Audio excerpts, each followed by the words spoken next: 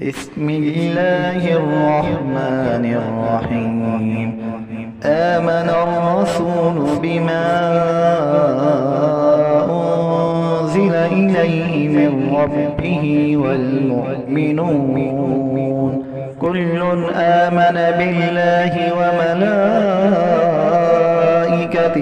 وكتبه ورسله لا نفرق بين أحد من رسله وقالوا سمعنا وأطعنا غفرانك ربنا وإليك المصير.